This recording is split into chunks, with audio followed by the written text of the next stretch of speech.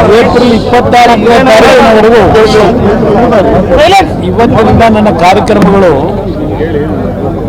ಚುನಾವಣಾ ಪ್ರಚಾರದಲ್ಲಿ ಭಾಗವಹಿಸ್ತಾ ಇದ್ದೇನೆ.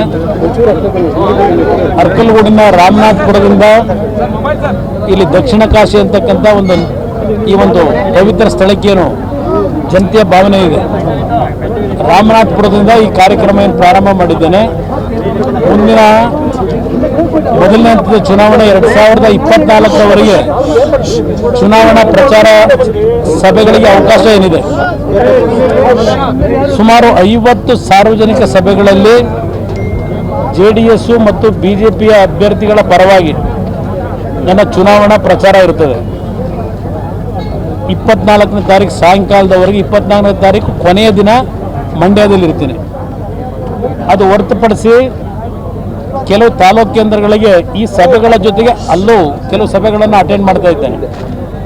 ನಾನು ಮಂಡ್ಯ ಜಿಲ್ಲೆ ಜನತೆಗೆ ಮನವಿ ಮಾಡ್ತಕ್ಕಂಥದ್ದು, ಕಾಂಗ್ರೆಸ್ನವರು ಪಾಪ ಕಾಣೆಯಾಗಿದ್ದಾರೆ ಅಂತೇನೋ ಒಂದು ಇದು ಕೊಟ್ಕೊಂಡಿದ್ದು ನೋಡಿದ್ದೇನೆ. ನಾನು ಏನು ಎಲ್ಲೂ ಕಾಣೆ ಆಗಲ್ಲ. 24 ಗಂಟೆ ಜನಗಳಿಗೆ ಸುಲಭವಾಗಿ ಸಿಗ್ತಕ್ಕಂಥವನು.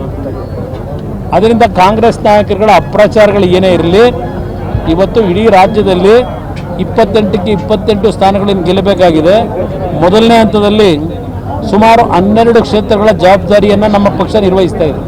BJPಗೆ ಸಹಕಾರ ಕೊಡ್ತಕ್ಕಂಥ ವಿಷಯದಲ್ಲಿ ಇವತ್ತು ಮೈಸೂರು ಇರ್ಬೋದು, ಚಾಮರಾಜನಗರ ಇರ್ಬೋದು, ಚಿತ್ರದುರ್ಗ ಇರ್ಬೋದು, ಚಿಕ್ಕಬಳ್ಳಾಪುರ ಇರ್ಬೋದು, ತುಮಕೂರು ಇರ್ಬೋದು, ಅಲ್ಲಿಂದ ಕೋಲಾರದಲ್ಲಿ ನಮ್ಮ ಅಭ್ಯರ್ಥಿ ಇರ್ಬೋದು, ಬೆಂಗಳೂರು ಗ್ರಾಮಾಂತರದಲ್ಲಿ BJP ಅಭ್ಯರ್ಥಿ ಏನಿದ್ದಾರೆ ಡಾಕ್ಟರ್ ಮಂಜುನಾಥ್ ಅವರು ಇರ್ಬೋದು. ಈಗ ಎಲ್ಲ ಕ್ಷೇತ್ರಗಳಲ್ಲೂ ಸುಮಾರು 50 ಸಭೆಗಳಲ್ಲಿ ಭಾಗವಹಿಸ್ತಾ ಇದ್ದೇನೆ.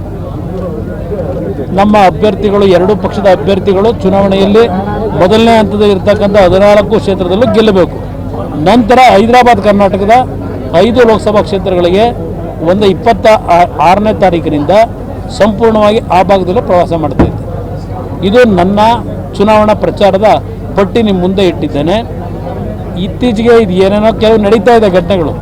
ನೆನ್ನೆ ಅದು ಎಂಥದೋ ಒಂದು ನಮ್ಮ ತೋಟದಲ್ಲಿ ಏನೋ ಮಾಡಿಬಿಟ್ಟಿದ್ದೀವಿ ಅಂತ ಹೇಳಿ, ನಾನು ಇಷ್ಟು ವರ್ಷ ರಾಜಕೀಯ ಮಾಡಿರೋನು, ಕಾನೂನು ಬಾಹಿರವಾಗಿ ನಡ್ಕೋಬಾರ್ದು ಅನ್ನೋದು ನನಗೆ ತಿಳುವಳಿಕೆ ಇಲ್ವಾ? ನನಗೂ ತಿಳುವಳಿಕೆ ಇದೆ. ಅದೆಲ್ಲ ಇರಲಿ, ಒಂದು ಭಾಗ ಬಂದರು ಹೋದರು ಎಲ್ಲ ಮುಗೀತು ಹೋದ ಕತೆ. ಇಲ್ಲಿ ಪ್ರಶ್ನೆ, ಇವತ್ತು ಜಾತಿಯ ಹೆಸರಿನಲ್ಲಿ ನಾನೇನು ಎಂದೂ ರಾಜಕೀಯ ಮಾಡಿಲ್ಲ. ಯಾವ ರೀತಿ ಅವ್ರು ನಡ್ಕೊಂಡಿದ್ದಾರೆ, ಏನೇನು ಮಾಡಿದ್ದಾರೆ, ಅವ್ರ ಕಣ್ಣು ಮುಂದೆ ಅಂಗೈನಲ್ಲಿ ಕನ್ನಡಿಗೆ ಹುಣ್ಣೆ ಹಾಕಬೇಕು ಅಂತ, ಹುಣ್ಣು ಹುಡುಕ್ಲಿಕ್ಕೆ ಏನು ಬೇಕು ಅಂತಾರಲ್ಲ, ಅದರಿಂದ ಅವರ ನಡವಳಿಕೆಗಳನ್ನು ಗಮನಿಸಿದ್ದೇನೆ. ಅವರ ಪಾಪ ದುಡ್ಡಿನ ಮದ, ಅಧಿಕಾರದ ಮದ ಪಾಪ ಹೇಳಿದ್ದಾರೆ ನಮ್ಮ ಸ್ನೇಹಿತರು. ಕುಮಾರಸ್ವಾಮಿನ ಐ ಡೋಂಟ್ ಕೇರ್, ನಾನು ಲೆಕ್ಕಕ್ಕೆ ಇಡಲ್ಲ ಅಂತೇಳಿ. ನಾನೇನು ಲೆಕ್ಕಕ್ಕೆ ಇಟ್ಕೊಳ್ಳಪ್ಪ ಅಂತ ಹೇಳಿದ್ದೀನ? ಲೆಕ್ಕಕ್ಕೆ ಇಡಬೇಕೋ ಬೇಡವೋ ಅನ್ನೋದನ್ನ ರಾಜ್ಯದ ಜನತೆ ತೀರ್ಮಾನ ಮಾಡ್ತಾರೆ. ನಿನ್ನ ಹಣ, ನಿನ್ನ ಅಧಿಕಾರ ಅದು ತೀರ್ಮಾನ ಮಾಡಲ್ಲ.